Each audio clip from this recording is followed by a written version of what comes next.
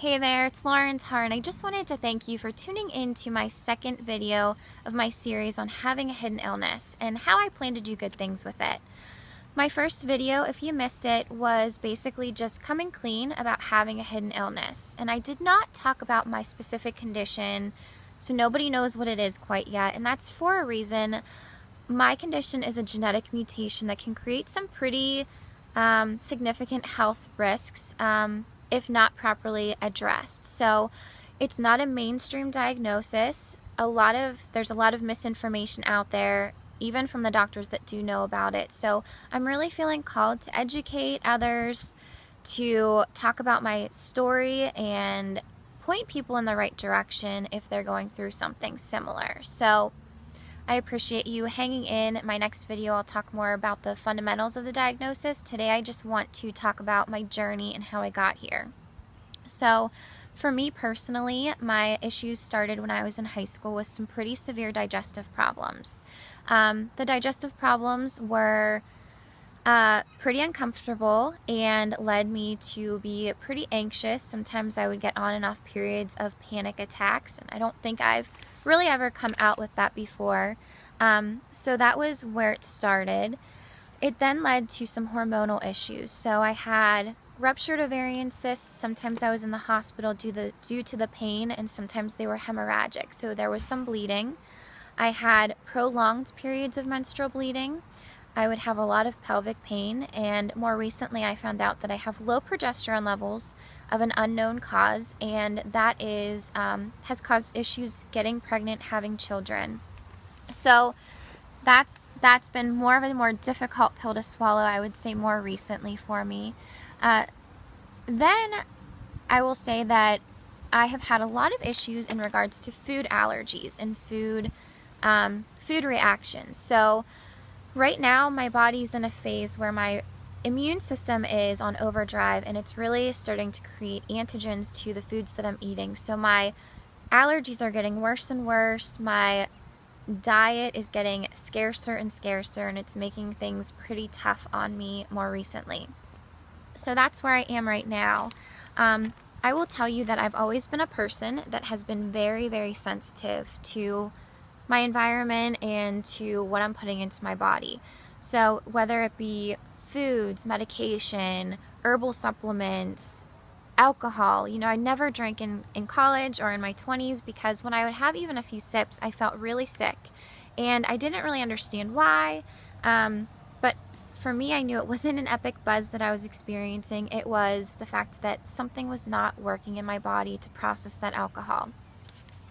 So I would go from doctor to doctor. Nobody was really connecting the dots. They just kind of wanted to give me a pill, give me some generalized diagnosis, kind of shrugging their shoulders, and I knew that there was something more. So I decided to take things into my own hands. I enrolled in the Institute for Integrative Nutrition. I became a certified holistic health coach, and in that program, I learned a lot about healthy eating, how food has the ability to heal, it has the ability to destroy, how when our body is given the appropriate nutrients, it has the ability to heal itself. And I also learned a lot about toxins around us. So that could be toxins in our foods, our overly processed foods.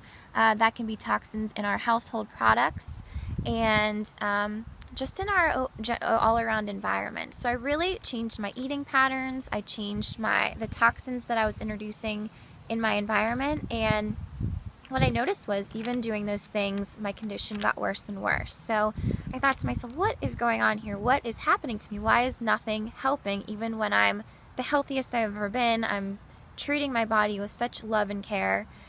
So I have a friend, Carol, who is a cancer survivor, and she, for some reason, just kind of felt that I needed to get tested for this genetic mutation that she had. She had some concern that I was headed down the same path as her, and she wanted to hopefully stop me in my tracks before I had some pretty severe health issues arise. So I learned about this specific genetic condition. I printed out information, acquired an arsenal to provide to my doctor, and I went to her one day, told her about this condition and my symptoms, and she said, yes, let's get you tested. I think we should. So I got the diagnosis, and I will say that I was pretty devastated. As I mentioned, I think earlier, when not properly treated, this can create some pretty significant health events down the road, and that scared me. But what I realized after kind of taking a deep breath is that I am so blessed. You know, I have this information. Now I have the ability to get the help that I need, and I can hopefully avoid any complications down the road. So I'm using this as a learning experience. You know, I look to God and I see how much Jesus suffered for me, and I look to myself and I say, you know what, this is my cross to bear. This was handed to me for a reason, and I can either give up, I can wallow in it, or I can choose to persevere. And I choose to persevere, and I choose to be a light in this world and hopefully help others that are going through discouraging times. So that's where I am right now, and I hope that you guys will follow me on my next video, where I'm going to open up exactly with what diagnosis I have and sort of set the framework for you in that, and also point you in the direction of healthcare providers that might be able to help you. So I appreciate you guys hanging on here.